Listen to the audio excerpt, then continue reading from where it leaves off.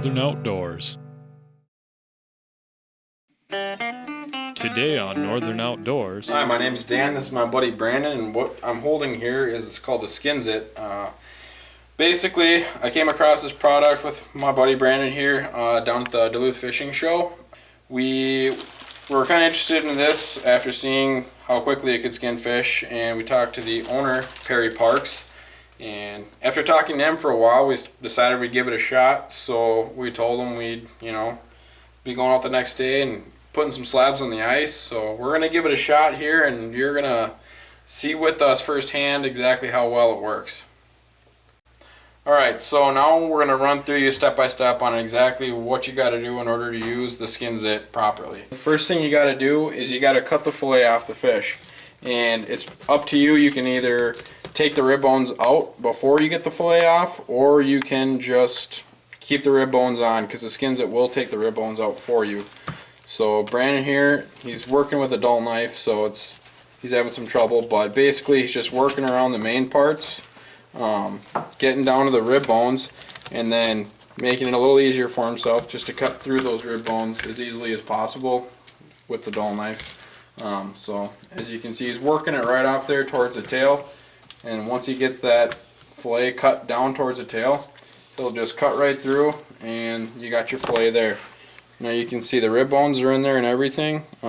Scales are still on and everything. You just toss that off to the side and keep going on to the next side. Alright, so now you're probably wondering, you have these metal, what look like rotating blades with this metal piece here that gets pushed up against. I'm going to tell you right off the bat, these are not sharp. They have just enough edge there to grab the fish fillet that you're working on.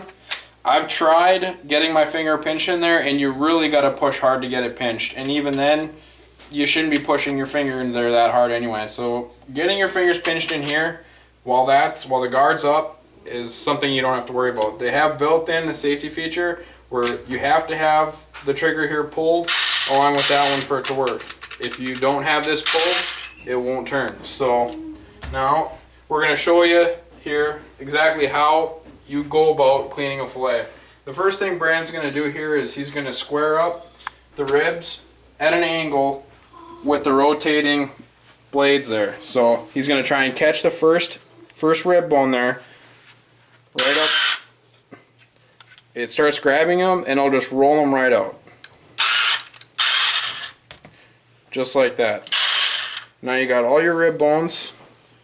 All of them are out perfectly. Okay, so what Brandon's going to do is he's going to square up that fillet so he can get the topmost corner of it in there, and then it's just going to get sucked right through, and the fillet and the skin is going to separate.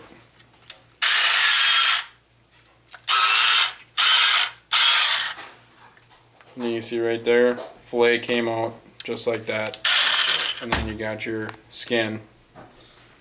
Perfect. So here, Brandon, go ahead and show them how easy it can be. There go the rib bones. You see they're all there. Now we're going to take the skin off. And there you got your fillet. Meat, absolutely no meat left on that fillet.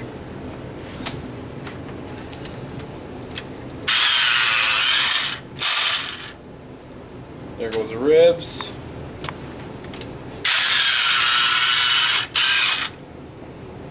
And another beautiful fillet. See, like I said before, No meat. no meat. Alright, so we're done cleaning all those crappies. We probably cleaned over, I would say, 35 crappies, and it took us probably about half an hour. That's from start to finish. So now that we're done cleaning those, as you can see, this thing's gunked up with fish and scales and all that. So I'm going to show you here how to clean it. First thing you want to do when you're all done fishing, you see this metal tab up here. This is a rubber stopper. It holds this metal tab down. You flick that up, give her a twist, and then it pulls out. This shaft is what holds the drum here. So we'll step over here. So there's the shaft. Now, one thing I want to mention here is that if anytime you hear it squeaking, like I'm sure you did in the video, this area right here and this area right over here needs to just get a little bit of grease. Real grease works if you have any, or just any white grease will work on this here. So we'll set that off to the side. And now this will just pop right out. And this is also keyed, as you can see, it's got a hexagon there. This is clear around, that way you can only go in one way. It'll only fit, that shaft will only fit in here one way, so you can't mess it up putting it back together. So then you can set it back in here, turn your water on, and then just wash her off. All that extra crap in there came out. And that actually came out pretty easy. That was a lot easier than I thought it was going to be. This is the first time I've cleaned it, so we'll just take this guy and wash off. Now I don't have to be, you know, too careful about it because the motor in there is sealed, and you know you're gonna get it dirty. You gotta clean it off. Might as well just get her done quick. So now, like I said before, this can only go back together one way. So we'll just give it a shot this way. I don't know if it's right or not.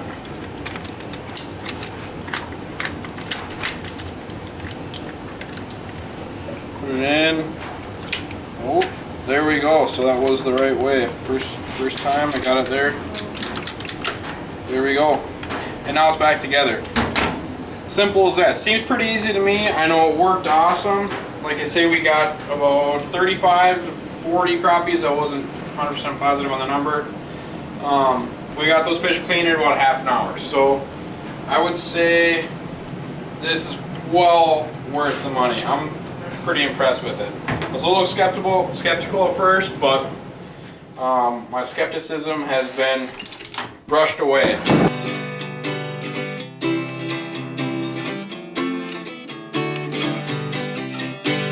Northern Outdoors.